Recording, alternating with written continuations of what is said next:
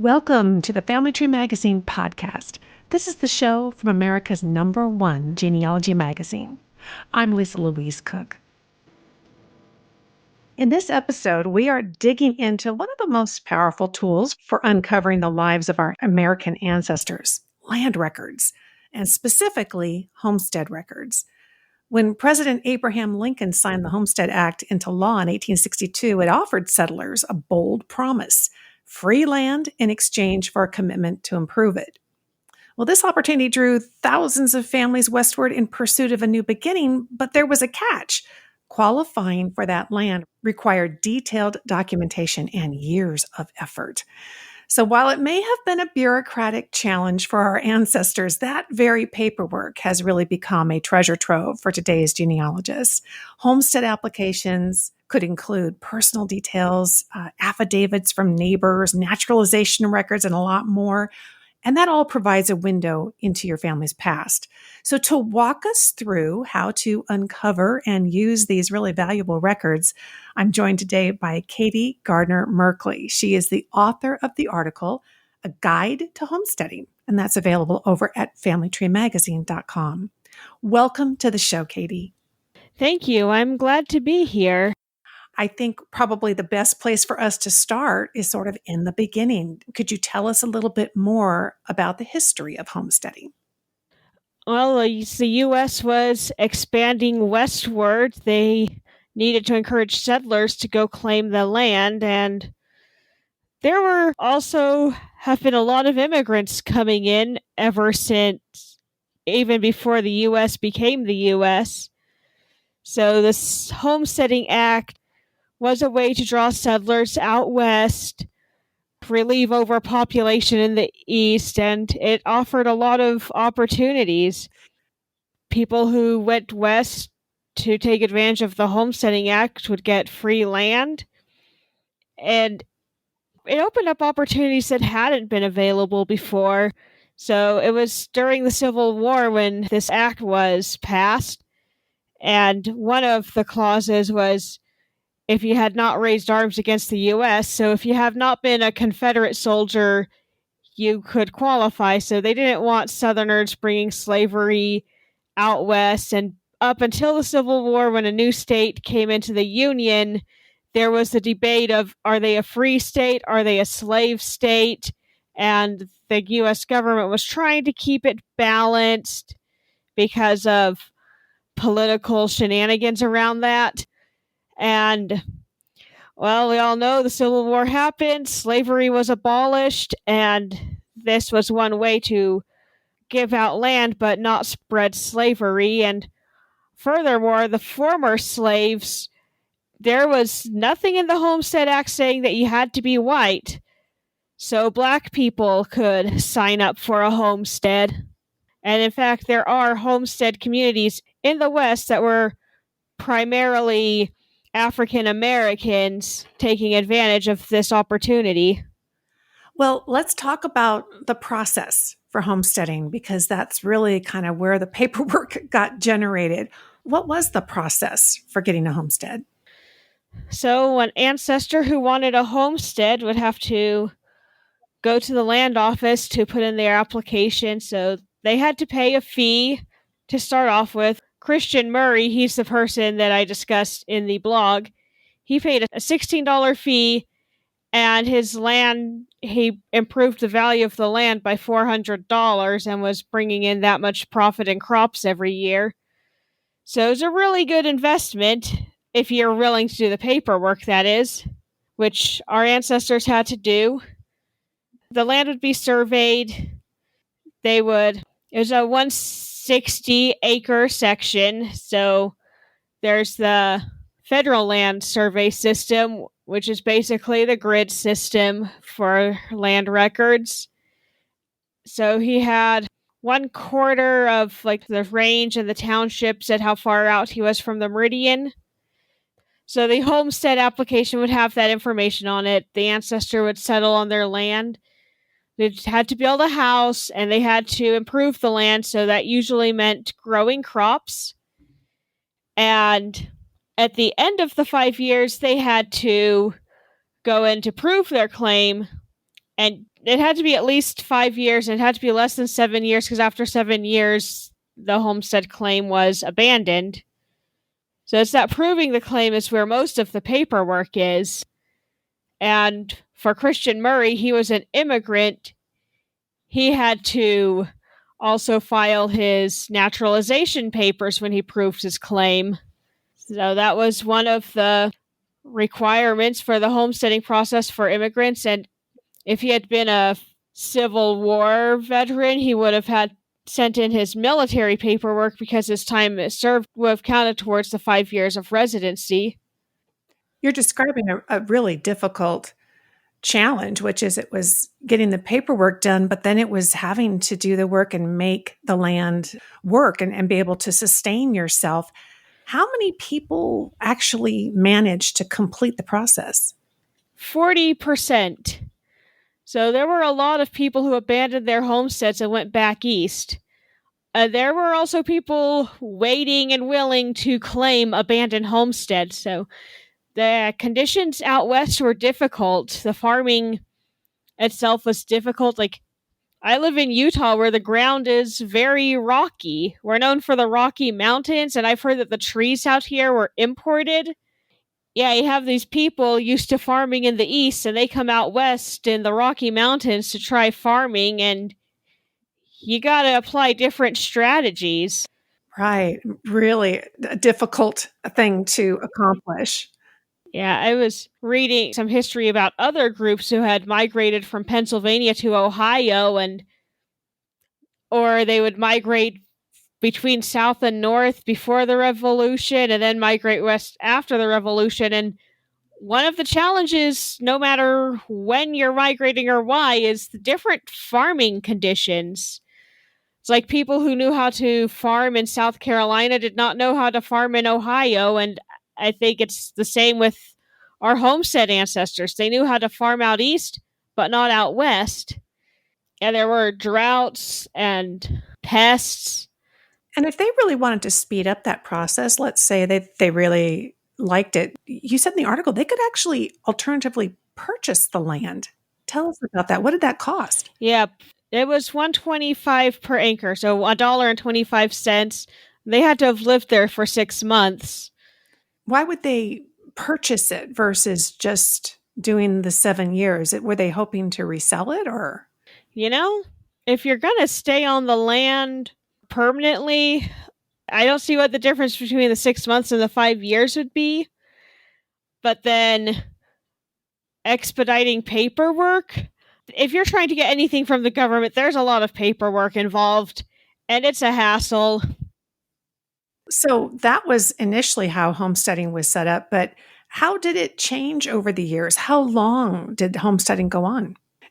It lasted for 123 years, and it is estimated there are currently 93 million living descendants of homesteaders.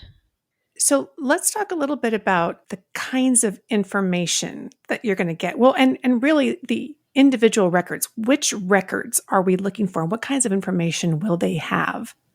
So the proof of the claim, that only happened for the 40% who actually completed their homestead. So I was going through the research report that I did on Christian Murray just before our podcast. So it's got his paperwork that he filed to start the process, and there was a lot for proving it. There were newspaper articles published to announce that he intended to prove his claim, and there was a signed no document from the newspaper manager that had been published, along with a clipping of the actual notice. There were the affidavits of 2 witnesses, and there was also his questionnaire. So there's a 5-page questionnaire that he had to answer about his land and his family, which sadly did not name the family. It said he had a wife and 4 children, and it talked about how long they lived on the land, what kind of crops he produced, and what improvements he made on the land. And the witnesses were also asked about the improvements on the land and how often they saw the applicant and how close they lived to him and if anybody lived closer. So this is a really good way to find out fan club members. So we know a few of Christian Murray's neighbors.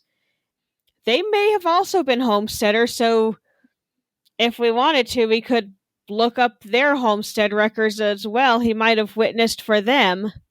Witnesses were not supposed to be related, but that rule was not very well enforced. Very interesting. So the Homestead Act lasted around, you said about 123 years. I think in the article you said there were around 270 million acres of land that were homesteaded.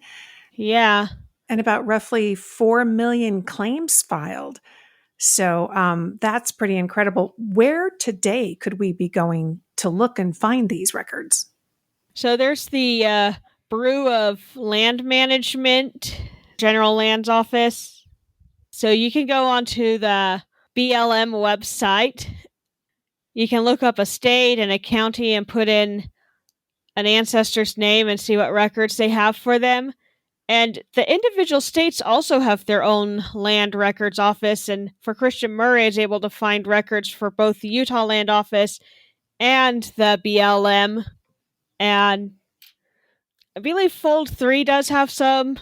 Nebraska is still the only state that's fully digitized, last I checked. And Christian Murray's homestead records were on Ancestry.